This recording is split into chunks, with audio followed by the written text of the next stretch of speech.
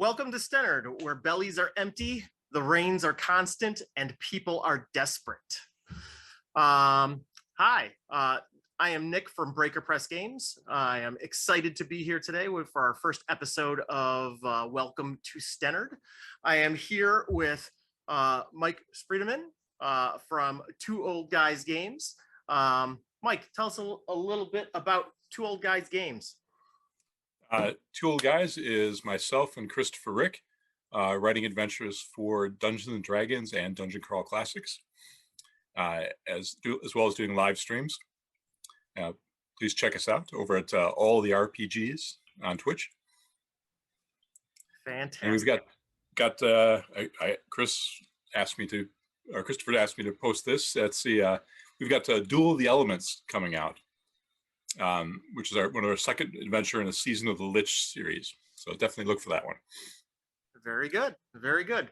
So today we are going to be playing the Protectorate of Jenulane, which is an adventure, a one-on-one adventure that I ran on Kickstarter back in September. It's all so long ago. But yeah, Protectorate of Jenulane is a one-on-one adventure, which is why there is just the two of us here today. Hopefully you guys will get a good sense of what the adventure is like. Some advanced warning: Stennard as a setting is a grimdark horror setting. This particular adventure is not as in that vein, but expect a certain level of Indiana Jones, the Temple of Doom meets Jeff Goldblum, The Fly, in just about anything that involves Stennard. So there is your warning. Let's jump in first and tell me a little bit about the character that you're going to be running. Tonight I'll be playing Emil Gubersnooch, who barely survived your last adventure. He is a noble who feels that the world should serve him, but he's learning through his adventures that maybe his view is not quite right. And if he continues in that way, he will not live long. Yes, indeed. And real quick, I should have done this beforehand. When you were going to be leveling up, what class were you going to choose? Emil is most definitely a warrior. Okay. So roll a hit die and add that to your existing 3 hit points. But otherwise, think of yourself as the same peasant you've always, well, not same noble you've always been, yes, but lesser noble. That is a D8 for warriors, right? No, warriors is D12. D12. Let's double check that. D12. All right. Emil, in classic Emil style, rolled a 2. All right. So you've got 5 hit points. Fantastic. So I am going to jump into the intro. The other thing that I want to say to anybody that is watching, in the spirit of horror, I encourage you in the comments to shout at the screen. Even though Emil will be acting in his own interests, as is his way, I do really want to see what people would suggest that Emil do in given situations. I really want to go back and look at that afterwards. So definitely shout at the screen, please. So jumping in. Standing proudly at the top of the rising craggy knoll, the tower of House Jenulane was once a bastion of strength and protection for the surrounding lands. The Protectorate, a chivalric knighthood gathered around House Jenulane, acted as bearers of the word of Gorhan, the Helmed Vengeance. For generations, they held encroaching dangers at bay, rising to the occasion when evil actors took root in the region. Sadly, corruption has set in, and the Protectorate no longer lives up to its name, nor its noble mission. Still, a squire or eager defender of righteousness could find good here. The teachings are still held in the library and their path of the Valorous, a test of faith is still the path of the Valorous, a test of faith, is still intact upon the grounds, even if few true believers stand within the tower's walls. Many stories remain to be told about the House of Jenulane.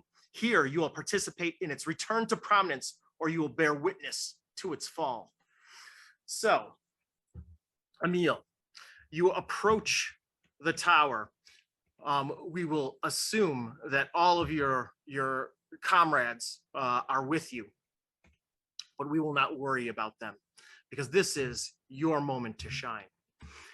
So, yeah, to encourage me, they're all singing my song. You know, nobody fights like Emil. All right. So, the Tower of Jenulane was erected upon a lonely hill with an hour-long winding climb on foot to reach the crest. The hill is covered in a mix of dense forest and scrub with a pervasive smell of wet tree trunks, giving way to wildflowers when occasional breaks in the trees allow.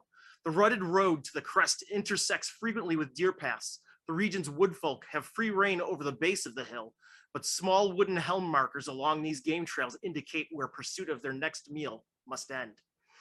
As the road approaches the crest, all of the forest foliage near the peak has been cleared, creating a vast grassy top. Two stone structures break the odd bald spot at the top of the densely wooded hill. One appears to be a walled-in stable building. The other is a rising tower, a huge man-made edifice. One might find it magnificent in its brutal utility, while another might describe it as marring the picturesque landscape. It protrudes above the peak with at least 5 floors of gray-brown stone before reaching the battlements. Then, at least another dozen feet above is a smaller wooden tower with an ever-lit fire, acting as a massive torch in the sky, a beacon of hope to the surrounding regions against the predation of evil men. You can see 2 guards pacing the battlements. This is the Tower of Protectorate of Jenulane. What business brings you to our gates? I am Emil Gubersnooch. Surely you know of my family. And you see the 2 guards looking back and forth, and they just shake their heads like, we don't. Well, I shall have to meet you and rectify that. Everybody wants to know the Gubersnooches. They look back and forth, and one of them yells, "Open the gates!" And the gates open. The guard atop the tower yells, the portcullis is raised, and the doors open. They creak loudly on the hinges as they strain from the weight. As you step into the entry chamber, you see another set of equally large doors ahead of you. Glancing to either side, you see murder holes allowing guards to train bolts or arrows upon you. Then, what? Emil is kind of peeking in the murder holes, trying to see if anybody's in there. You look in one and you see like a guard that is totally not paying attention, and you see another that is trained very intently upon you.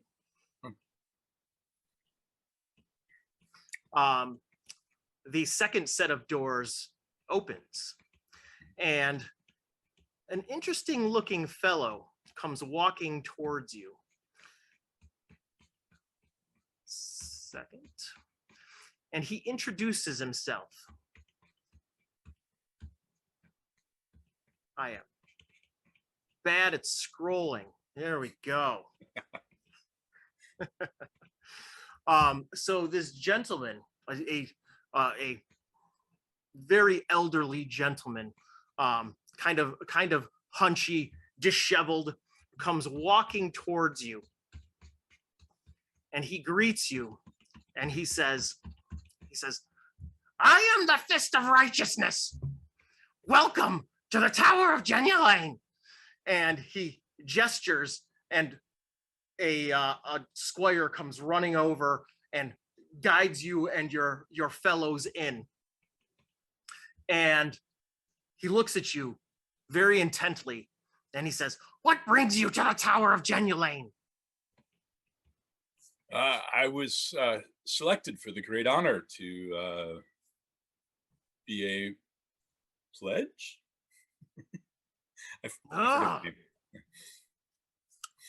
You wish to be an initiate? Yes. Very good. So yeah, so he looks very excited. And so he looks at you again. He says, "What is your name?" Oh, my name is Emil Goobersnooch of the Westlake Goobersnooches. He nods, and he looks kind of distant for a moment, and then he I see nods you again. recognize me. Perhaps. And so he looks at you, and he's not really sure what he wants to do. And so the squire comes and grabs all of you and leads you up with your gear and gets you all settled in. Asks you about yourselves, what your travels have been, trying to get the news of the land, and really just making you comfortable. Squire, I think better with wine. Do you have a nice vintage that you could bring me? The squire, who introduces himself as Brennan, looks at you and says, "Yes, in this place we have plenty of wine." And you hear him start, just like kind of like defeated, start to go up the steps and climb up to the tower. Thank you, Bard. Please hurry, I'm quite thirsty. And you can just sense his exhaustion and just disgust as he goes up and fetches you some wine. And actually, as you see him coming back down with the pitcher of wine, you hear from up somewhere high in the tower, you hear, Squire, get me my wine. And so you understand that there is somebody else that puts these same demands upon Brennan at all times.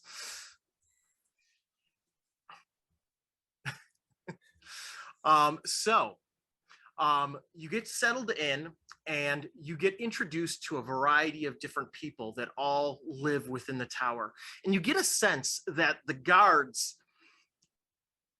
most of the guards that live in the tower are there for a meal. They are not there because they feel strongly about Gorhan the Helmed Vengeance or about House Jenulane. You get the sense that there is a real problem with the morale of the people that occupy the tower. And you also get a sense that much of that comes from the fact that Glendale Jenulane, the head of the tower, the noble of House Jenulane, and the master of arms within the tower, is a raging drunk. He just has no interest in pursuing anything. By noon, he's already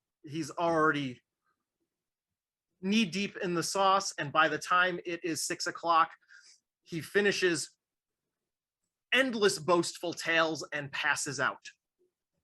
And Brennan is really just there to try and keep things moving along, but also to fetch him his wine.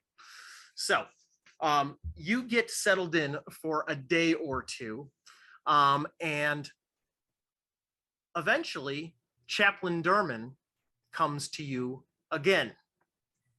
And the first thing that Chaplain Derman says is, "What is your name again?" "I am Derman, the Fist of Righteousness. I have fought to defend the weak and vanquish the terrors.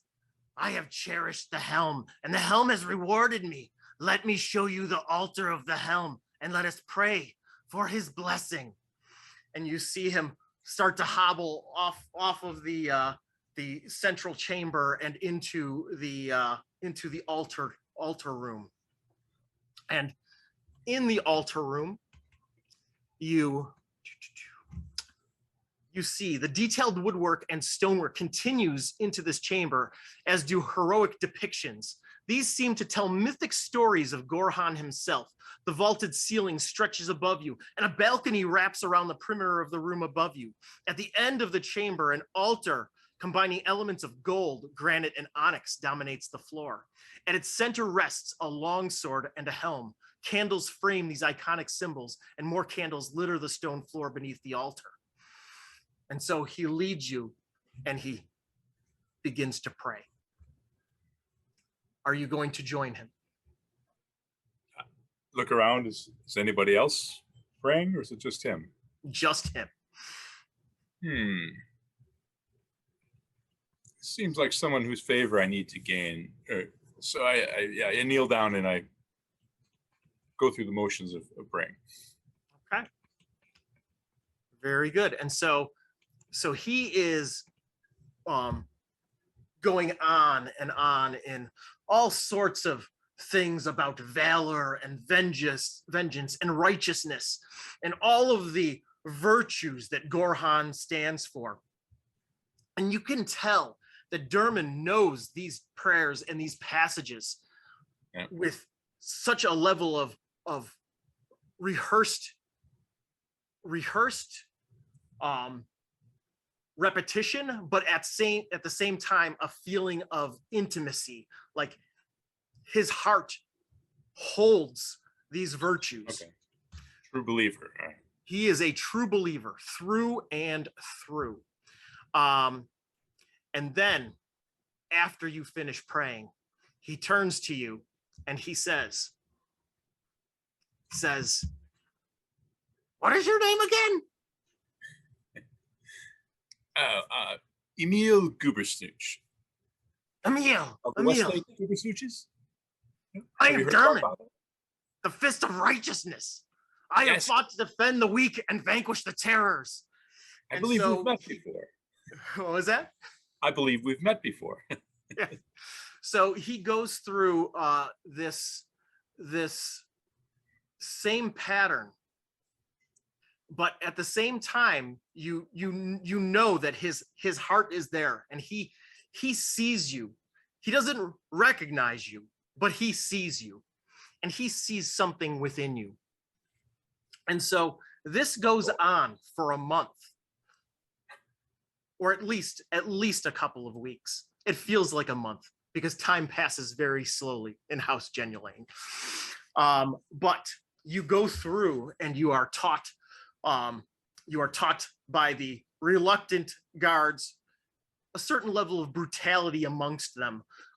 They train and spar with you and build up your ability to fight and engage in martial combat. You are given free reign to go through the library. You are repeatedly taken to the altar room to pray with Chaplain Derman. And so all of these things go on and on for days and weeks. And then a day comes and Chaplain Derman says to you,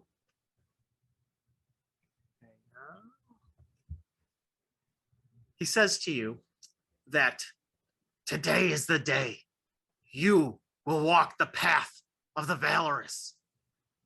Ready, Chaplain. Yes. And so Brennan, the squire, comes over and he leads Chaplain Derman away, and he waits till Chaplain Derman is like headed to bed, and he looks at you and he says, it'll actually be tomorrow. And so you are given a feast amongst all of your friends, and you are encouraged to reflect on the various prayers, and you are encouraged to get a good night's sleep, because tomorrow you will experience a trial. And the things to know about this trial: it will be a test of everything that you have learned. It will be a test of your martial skill. It will be a test of your faith. It will be a test of all of these things. And you must demonstrate the virtues of valor and vengeance. And so some have called me Emil the Valorous. So it'll be easy. That is an appropriate name, or is it? And so, that being said, I am going to roll some dice. No. Yes. Oh, yes. 4, 1, and 5. So, 4. Emil prays, may the dice be against Nick tonight. 4, 1, and 5. So.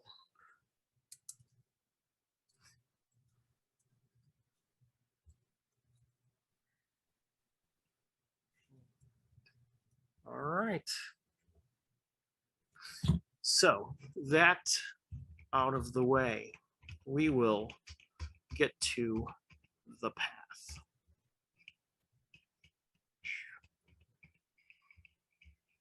Now, before I launch into my next short tirade, does Emil have any questions? Yes, Brennan. Brennan, you and I are friends. Is there any advice you can give me for this path? He looks at you and he says, "Don't sit."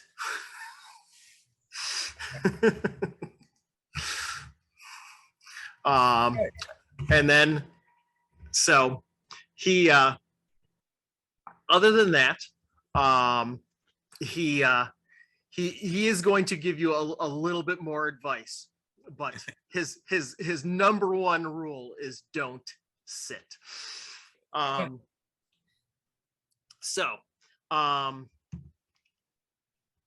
Let's see. Your last month has been composed of cleaning, meal prep, self-study, and prayer. This morning, you are led to the nave. Brennan stands in front of you, in front of the lavish, polished stone sarcophagus that rests here.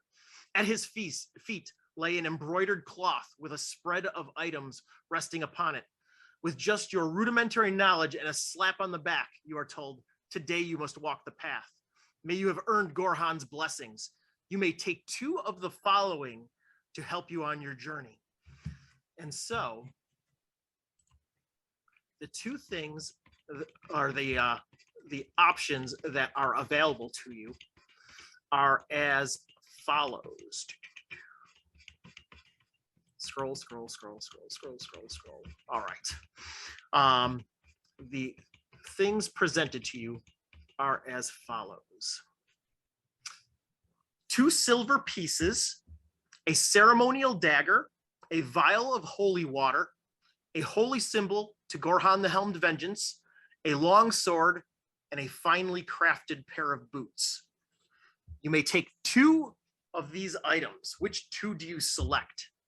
Do I have the items that I had on me previously, or? Yes, you are able to take your long sword and your ball of twine. All right, I will take the holy water and the symbol of Gorhan. Very good. And before parting, Brennan recites the following. Tread only if chivalrous deeds swell your heart. His blessing is only bestowed upon the brave and righteous. Pay tribute to him in silver or in blood, and walk the path of the valorous. And with that, Brennan leads you down a set of stairs off of the nave. He gestures for you to pass through a heavy wooden door. Finally, he wishes you Gorhan's blessing and locks the door behind you. From everything that you have learned today, what was that? Thanks, Brennan. Very good.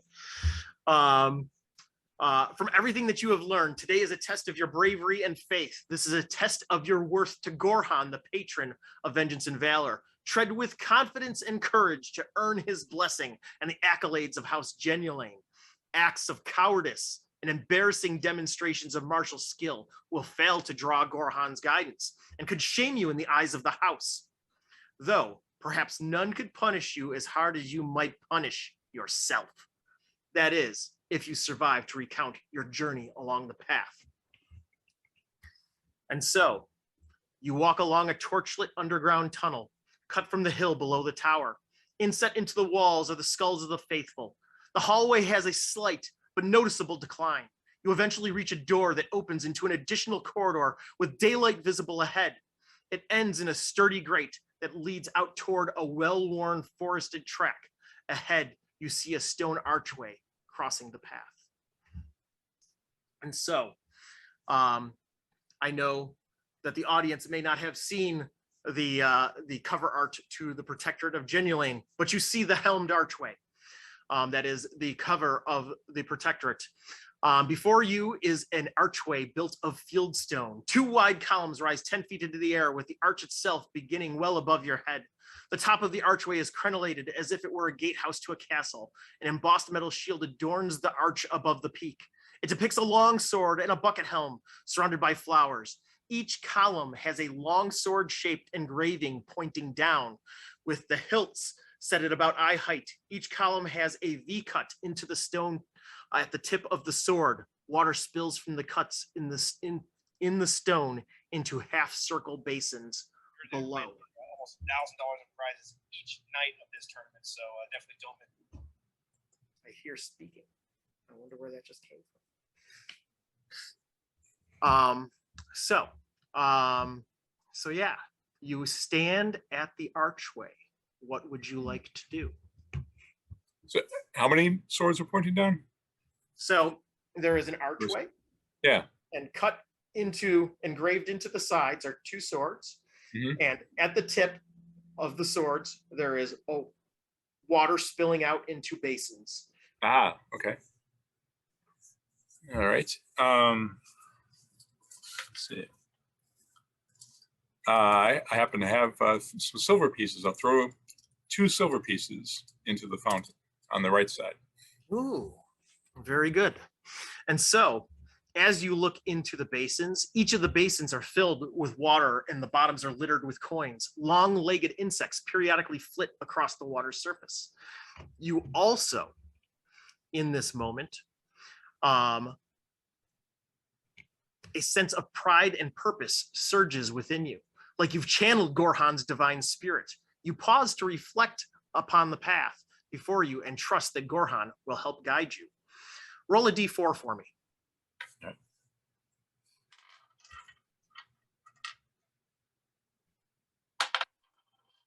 One. Triumphant. Very good. So you feel that sense within you, and you are standing at the archway. There is no other path. Which way do you go? Do you step through? I do. All right. Stepping through the archway, the scenery around you darkens. The daylight is softened by a cool, heavy mist that flanks the path ahead and hangs over the forest above you. Behind you, the path beyond the archway looks like you are seeing it through an open door, with the daylight you left behind illuminating the track back to the tower's dungeon entrance. Several yards ahead, you see a fork in this dimly lit track. A low stone marker juts out of the ground. It has 2 symbols engraved upon it. The 2 symbols are as follows.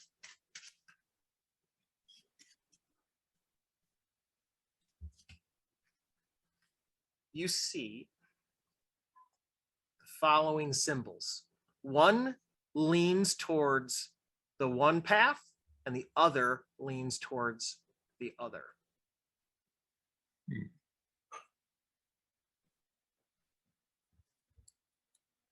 Would follow the one that follows the towards the one path. The left, to the left, I think it is. Yeah. Just describe it. It looks like a stairway. Okay, cool. Yeah. That's easier. Yeah. Because my camera's first. Very good. So you look down that path, and as you are looking down that path, you see a seed pod fall from the mist above and break open on the path. Do you continue forward? I'm going to take a look at it, examine it. Yeah, it is just a seed pod, like somewhere in between the helicopters of a maple tree and an acorn, but yeah. looks looks typical, even though you are in some sort of strange shadow realm. It looks like a seed pod. I believe it to be a gift from Gorhan, and I pick it up. Okay, very good. Very good. Winding your way along the path, you forge ahead. The path bends and changes from a damp dirt track to cracked fieldstone. It leads to a series of 50 or more irregular steps, some covered in moss, leading down the hill. No handholds are to be seen on either side. Lining the path and leading along the stairs are weathered bones and cracked skulls. So the path goes down 50 steps, and it's flanked on either side by bones and cracked skulls. I'm not encouraged. As you look down, though, as you look down, you do see something interesting. Stepping out of the mist is a mighty elk, and the elk looks up at you. What do you do? I bow to the elk. You give it a bow. Okay, very good. And you see that it is trying to meet your gaze. Do you meet its gaze?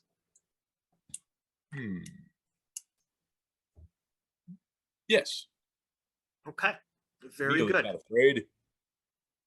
It stares into your eyes intently for a moment, and kind of like how you felt that surge before, you feel the strength of Gorhan rise within you, and the elk turns away and leaps into the mist.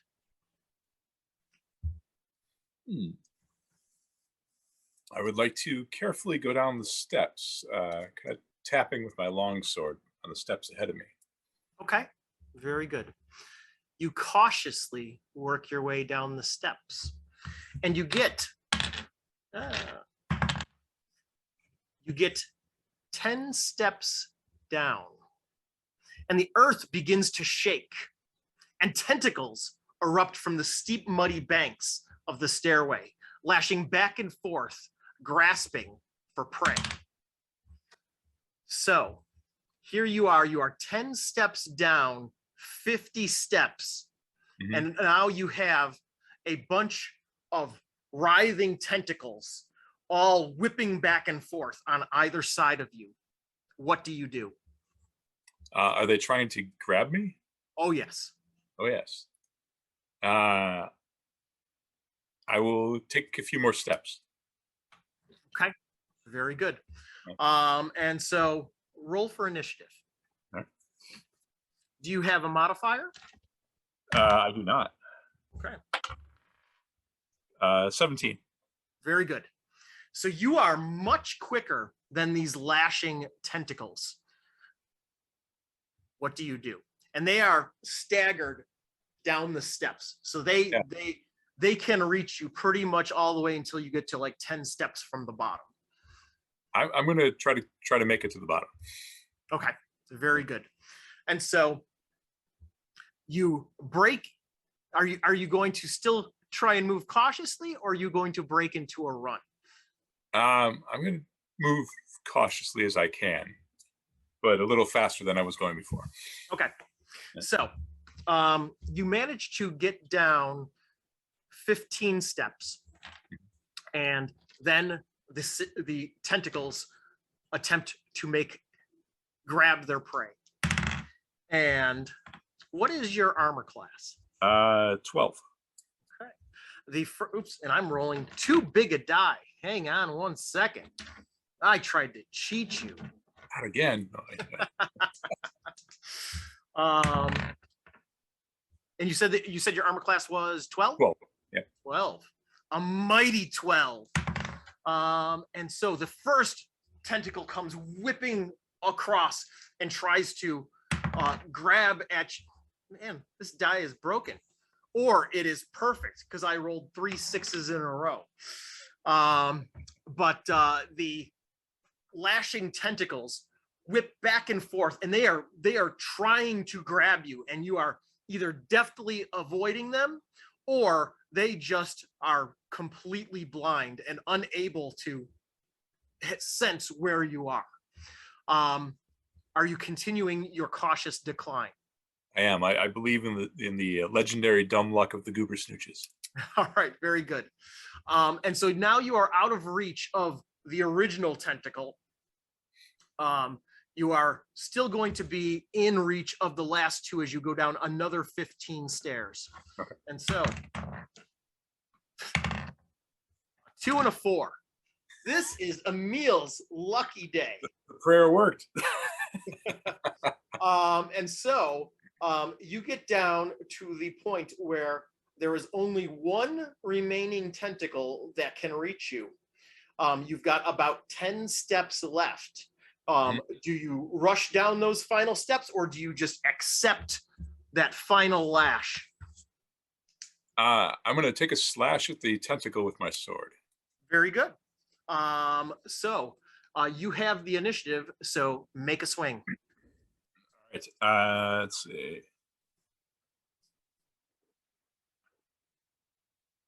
All right. That would be a 9.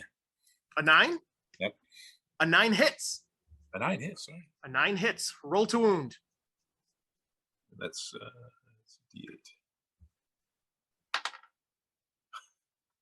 D8. Losing your dice. All right. Oh, I got a +2 for strength, so 3. All right. Very good. So describe your attack. And I will tell you before you describe it that you destroy the tentacle, but describe it. I try one of the more advanced moves that they taught me in my training, and my foot slips a bit, and I kind of stumble and whack the thing accidentally. Very good. Very good. And you just see it just get cut in half and it flop onto the ground, and it's still writhing as you are making your final descent. You get down to the bottom of the stairs, and you see, as you look back, the tentacles start to pull back in. And you also see that at the top of the stairs, the pathway has closed behind you. The mist has taken back the path and is slowly working its way down the stairs. And you see the path leading forward ahead of you. So I raise my sword and I give the family battle cry, Goober Snooch! And ahead, you see another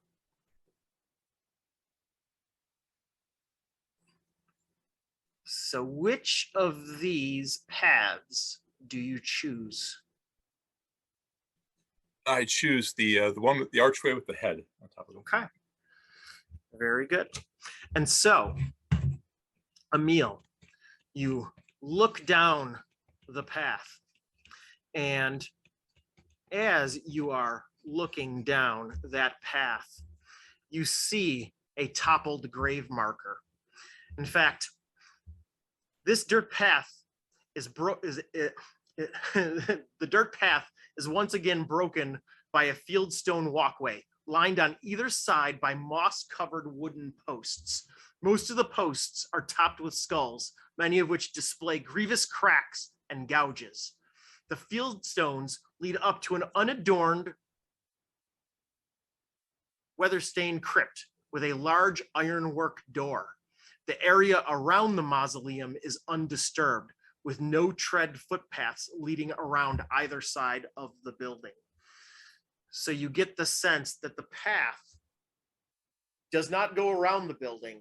The path is through the building. All right. I ready my sword and I go enter the building. Okay. The door is unlocked. And as soon as you open the door, you are confronted with an overwhelming stench of rot and decay. You feel the uncontrollable desire to retch. Give me a willpower check, a willpower save. That's not a good one for me. Oh, maybe it is. Oh yeah, you have a personality of 5, if I recall. I do. A 17, actually. I rolled a 19. With flying colors. And so the power of Gorhan still rises within you, and you feel emboldened to step into this mausoleum. Emil feels it rise, but swallows it back down. And once you step in, you hear shuffling in the darkness. And you can see the gate, light creeping through the gate on the other side, like a faint light. But you have to cross 30 feet of mausoleum to get to that other gate. Or 40 feet of mausoleum. Brennan, is that you? Very good. Give me another initiative roll. 8. All right. And so, stepping out of the darkness and into the light, you see a very, very unsettling scene.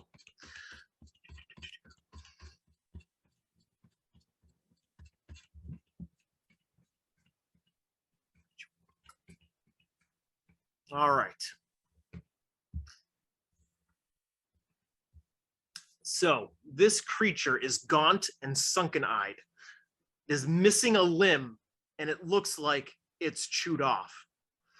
The stench is repulsive, and there is clear indications of rot and decay.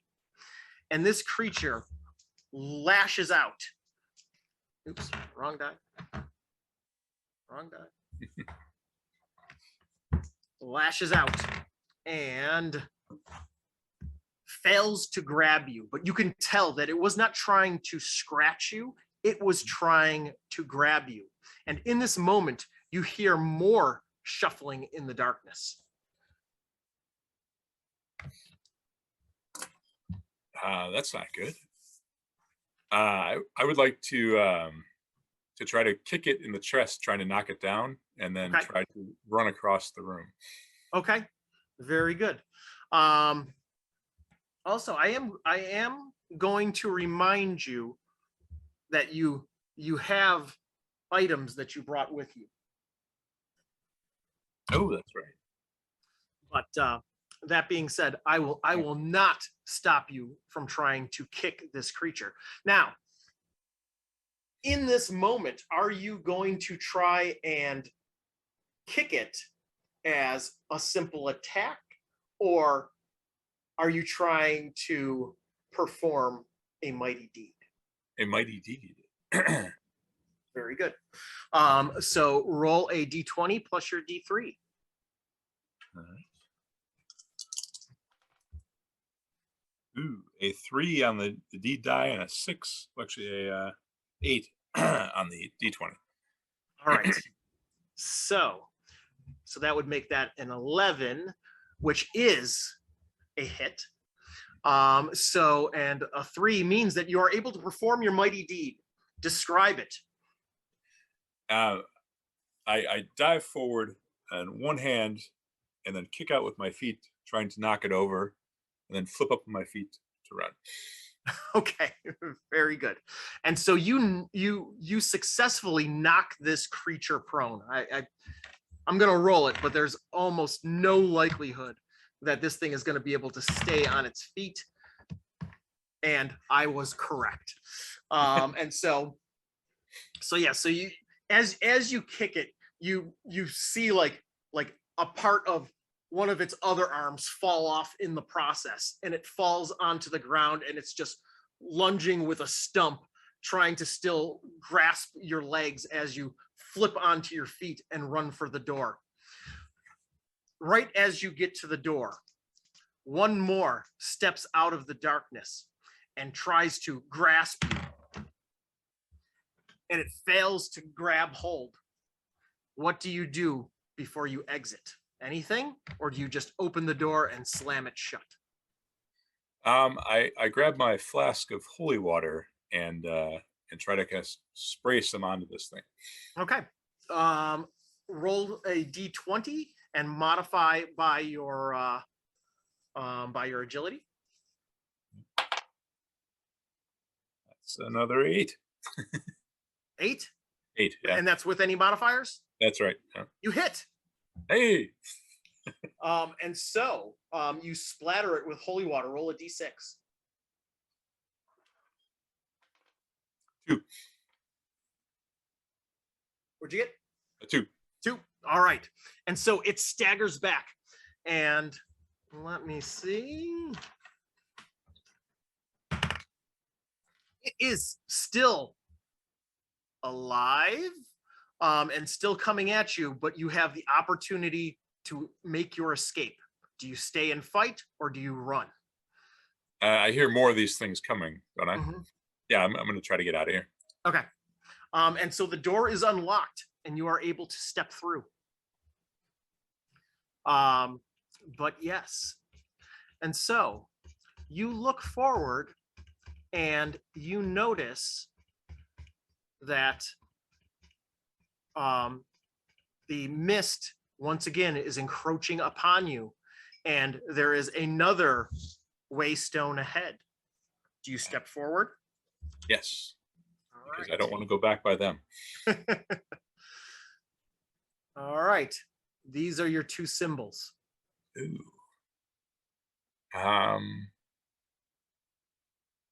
The one with the, it looks like kind of a bent clock arms. Yep. Okay. Very good. And so in this moment, you look down the path and you notice a bug corpse hanging from a spider web, swinging lightly on the thread. And the fog is closing in tightly around you. Do you move forward? I do, yes. All right. Somewhere in the distance, you hear a chorus of creaking branches. Directing your gaze back, the path follows a stream for a bit and then takes a sharp bend where the path cuts into a hill, creating a natural wall of stone to your left and a sheer drop to your right. You follow the path around the bend and see a clearing framed by a cliff to one side and a sheer ravine on the other.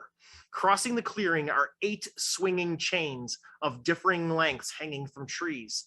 At the end of each chain is a bulging sack. The path continues on onto the other side of the clearing. Now, this description works best with a map, and so I am going to show you what this looks like. So your path is the down the middle here. Mm-hmm. You've got stream on one side and sheer cliff face going up on the other.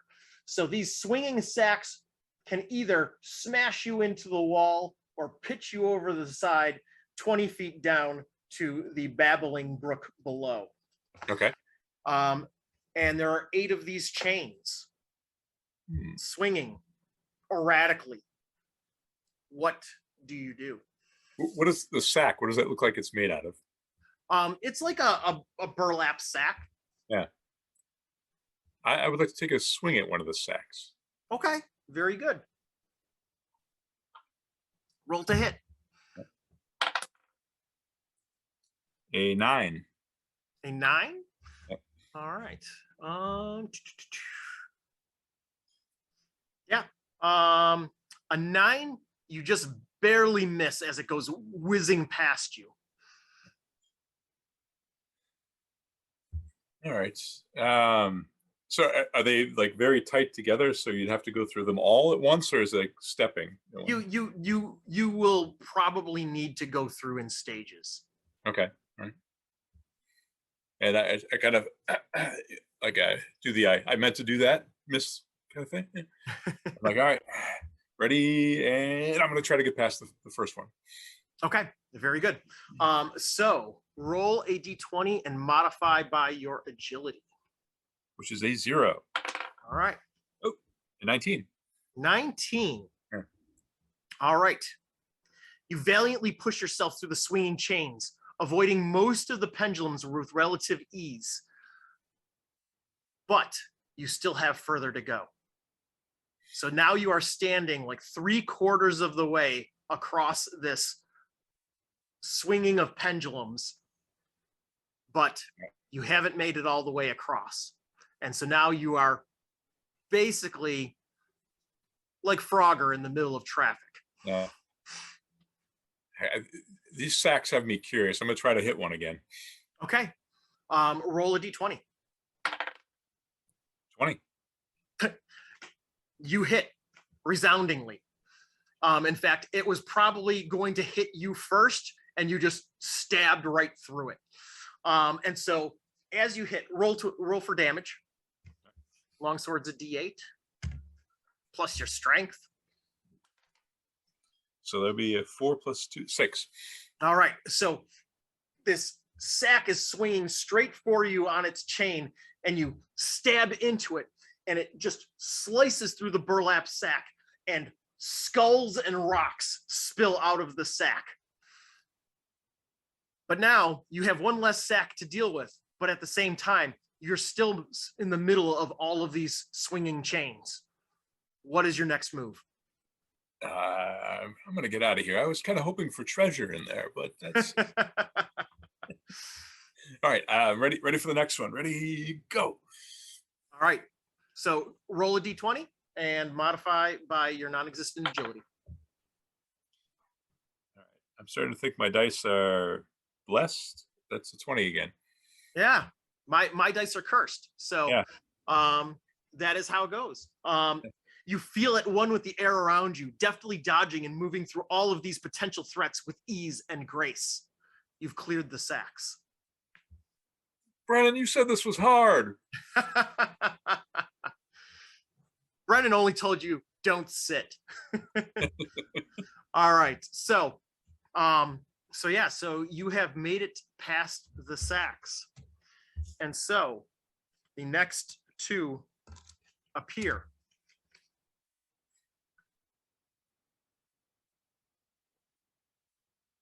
Ooh. The water one there. All right. Very good. And so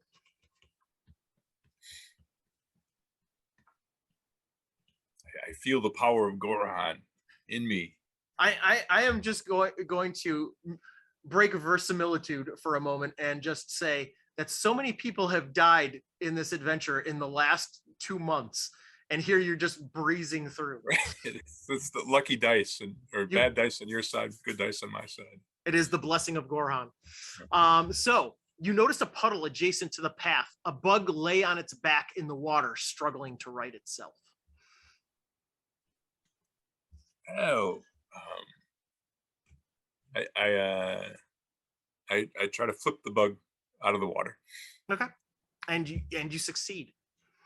And you feel the mist encroaching around you once again. The haze around you breaks to reveal a path and swings out away from the stream and then cuts back. A short fieldstone staircase leads down into the water. 30 or so feet across from you is a rising cliff face that stretches into the fog, disappearing from view. At its base is a cave mouth, partially submerged in the water. The faint image of the longsword and bucket helm, surrounded by flowers, is carved into the cliff face above the cave. So essentially, the path leads down stairs that go into a body of water. There's like a small lagoon, and the path continues in the form of a cave on the other side of this body of water. Does it look deep? There's only one way to find out. True. Are there any rocks or anything sitting around that I can throw? Yeah, you can pick up a rock and throw it. Yeah, I'd throw a rock in the water and see what happens. So you toss a rock, and it goes thunk, and it goes into the water, and there is the rings that spread out apart from it. But yeah, otherwise nothing that jumps out at you. All right.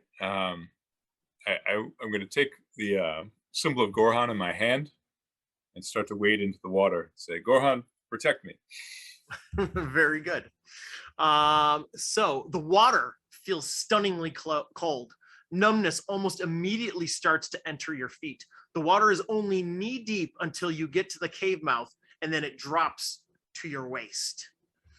And so you are waist deep in water. You reach the cave, and yeah, you look into the cave, and the roof of the cave descends. The only way through this is underwater. I don't swim very well. All right. So Emil very nervously takes deep breath and dives under. All right. Give me a D20. 11. All right. I have been waiting all night to ask this question. Would you like to burn some luck? I would. I will burn 2 luck. 2 luck? Very good.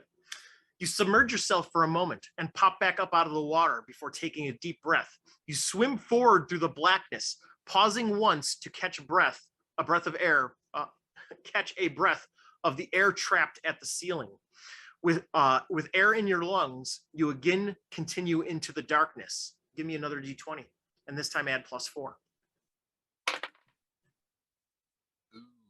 That would be a 9. You said you got a 9? 9. Well, no, I got a 5 +4. +4. Okay, so 9. Okay, very good. And once again, would you like to burn some luck? I have a lot of luck left. 2 more luck. That takes me down to 5 luck. Okay. All right. So you submerge yourself further into the water. You take a deep breath and you begin to swim. The chill of the water and blackness around you causes you to second guess yourself and back yourself up slightly. You're feeling uncertain about your path forward. Give me another D20. Oh no. 4. This is getting worse. This is getting worse. So everything about this feels wrong. You turn backward, and you're now uncertain of what direction you are going in. You also suffer 1 point of damage.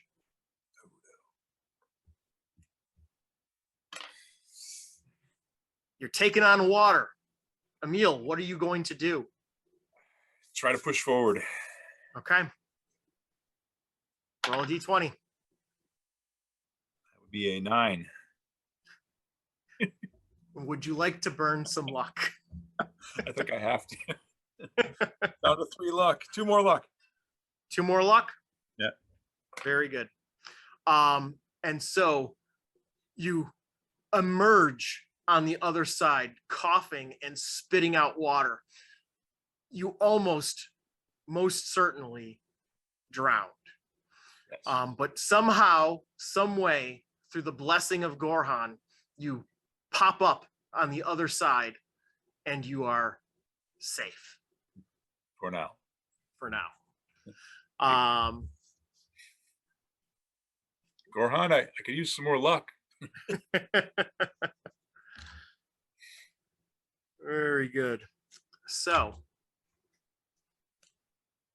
you see these 2 symbols ahead of you.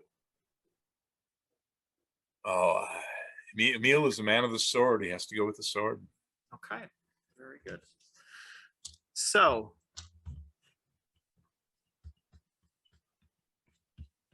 you step forward and you walk several steps along the path, and it bends and winds, and then the heavy mist parts to unveil a large clearing And in that clearing, rising in the center, is a weathered monument to the Helmed Vengeance.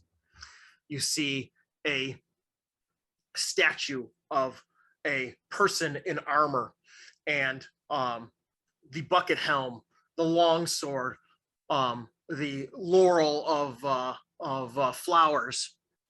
But you also see a man, an adult man, cowering on the ground, and stepping forward from behind this statue, you see swirling mist start to form up, and you see a bucket helm and a blunted sword, and this ethereal being steps forward and looks down at the cowering man, gives a ethereal hand that just pushes them aside, and steps forward in order to engage with you. What do you do? I step forward. This is an avatar of Gorhan. All right. Roll for initiative. Uh-oh. 20. He's back. Are you kidding me? No. Very good. So, you see this being take a stance, and you have the upper hand. Tell me about what you are going to do. Let's see. I'm going to use my mighty deed and run at him and try to do a big sweeping strike at his legs, trying to knock him down. Okay, very good. And so roll to hit and add your roll a d3. All right, 2 on the d3 and a 11 on the d20. 11 plus, and what did you roll on the d3? 2. 2. So 13? Yep. All right. So you make your mighty swing, and you try to take out its legs, and your sword just seems to, it's almost like the mist separates to allow your sword to pass through and then reforms. And then it takes a swing of its own.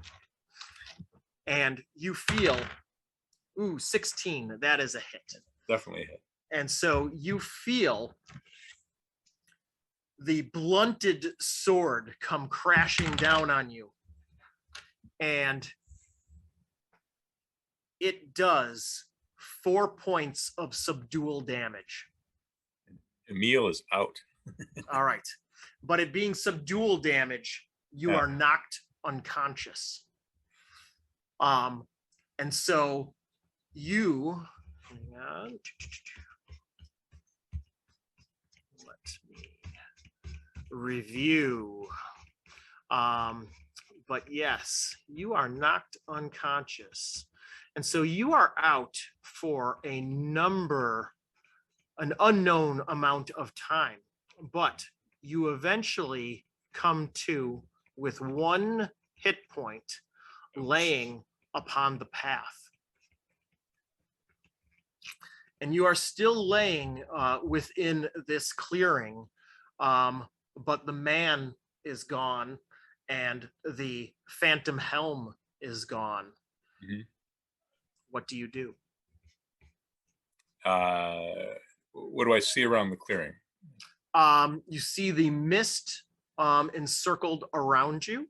Mm-hmm. You see the statue that you are basically waking up, and like you have that moment where you wake up and you see, it's almost like seeing Gorhan himself as this towering triumphant statue is rising above the ground that you are laying upon, with your head pounding from the blow that you took from this being. Yeah,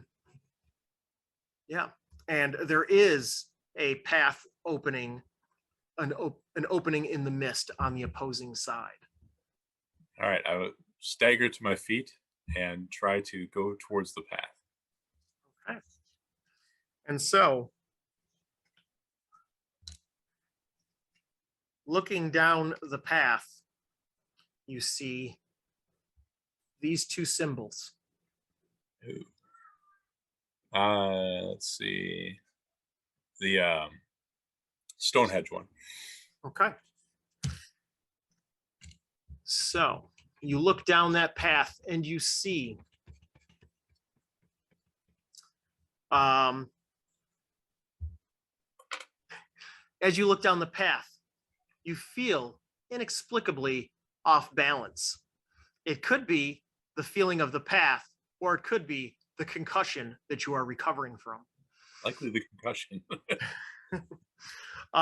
Following the path around a series of bends, the mist opens up to reveal the forest around you littered with felled trees.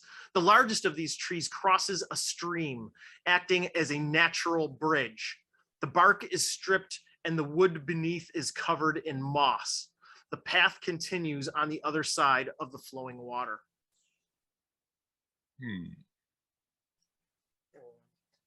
I have a depiction of this one as well. Excellent. All right. So there's also stones, or is it? Yeah. Okay. Do the stones look like I could step across on them? Oh no, they are 20 feet below you. Oh, okay. I could bounce off it. Yep. In fact, looking down, the drop to the stream below is at least twice your height. Right. The single skeletal remains of another peasant lie below, their skull clearly cracked open on the rocks. All right. Emil, feeling not so steady, he's going to try to crawl across the log. All right.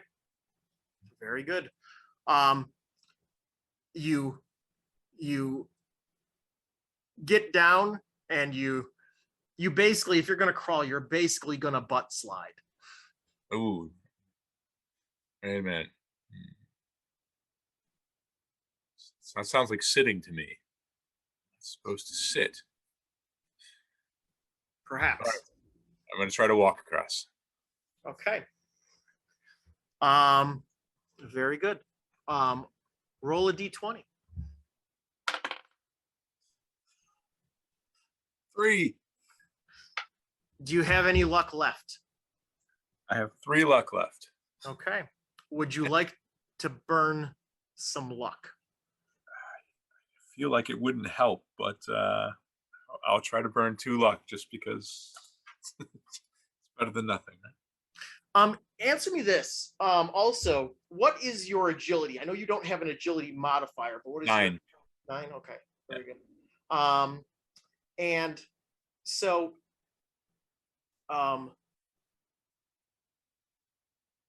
yes. How much luck did you say you wanted to burn? Well, I only have 3 left, so I thought 2. Okay.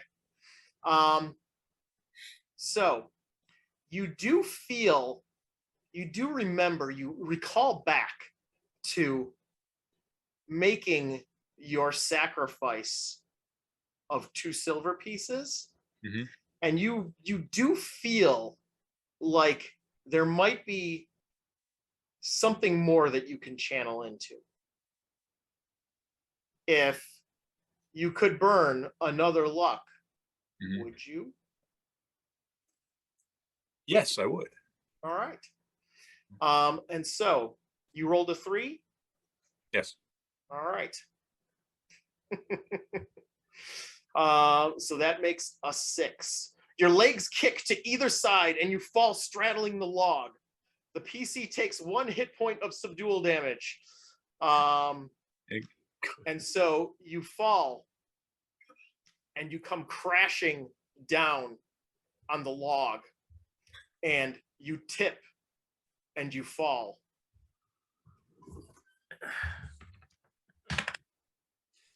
And perhaps Emil has fallen, but you don't know for sure because you are completely blacked out. And in this moment, your compatriots back at the Tower of Jenulane are told that Emil Goobersnooch has failed the path of the Valorous. Oh no. Emil. Started so well. Indeed it did. But sometimes the dice gods are fickle. Yes. And so ends the tale of Emil Goobersnooch. It is a sad day in the Tower of Jenulane, but alas, the Tower of Jenulane is a very brutal place. And so life will go on, wine will be poured, and Emil will be forgotten.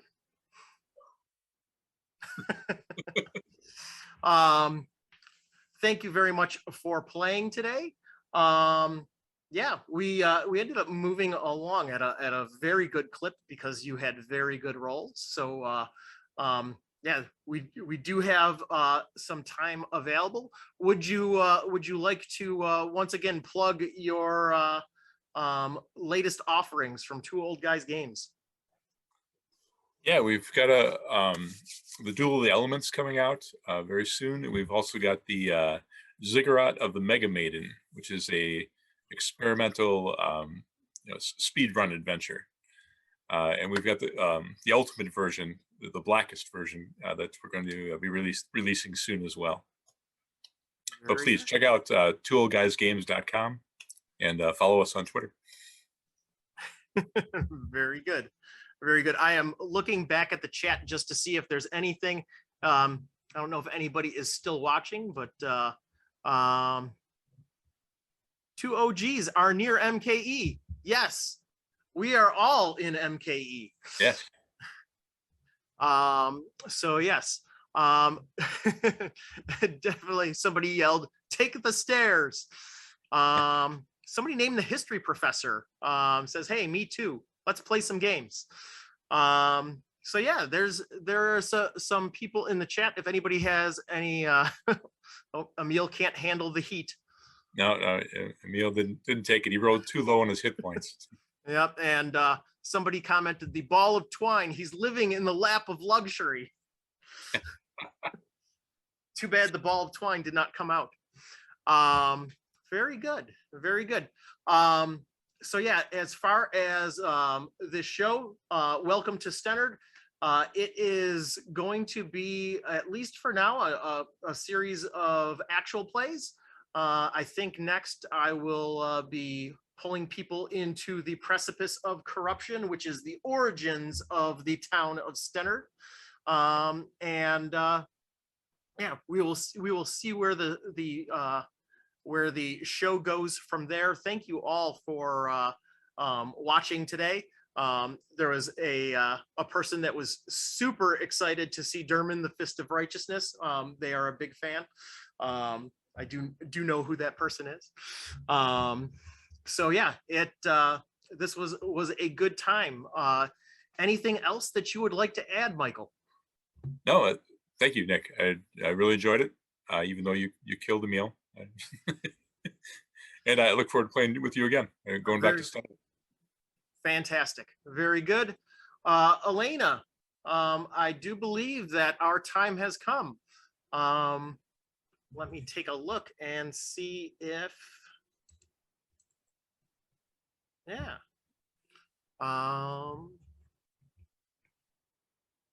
right, fantastic. So yeah, what is next on Twitch in terms of this week? You have no, fantastic. Very good. I really quick will look at the Goodman Games site.